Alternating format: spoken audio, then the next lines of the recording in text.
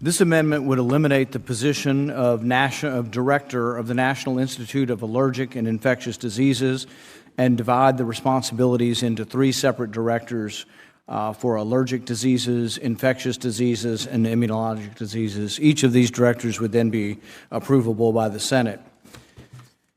Advances in science often happen when we question conventional wisdom. History gives us too many examples of what happens when people in power make scientists bend to dogma. At the end of his life, Galileo was kept under lock and key just for telling a scientific truth that people in power, the government, didn't want to hear.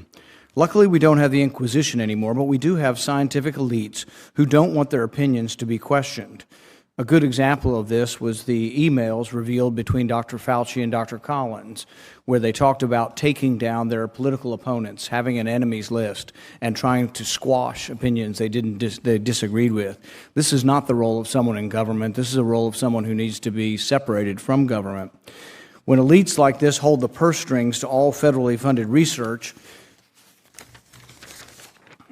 in a certain field, grant applicants aren't likely to voice a dissenting opinion. A scientist's job is to experiment and test a hypothesis and scrutinize the results. But if certain assumptions can't be questioned, scientific breakthroughs won't happen.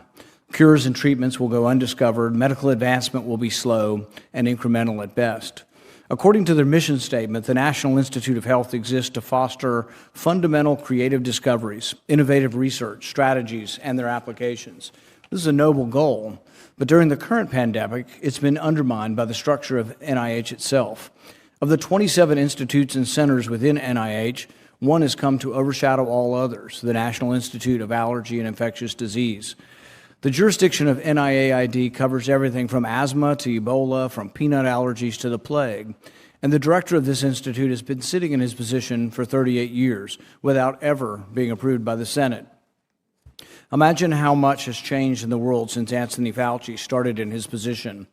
In 1984, the internet was 1 year old, Prince and Madonna were at the top of the music charts, and Steve Jobs had just released the first Apple PC. It weighed over 16 pounds.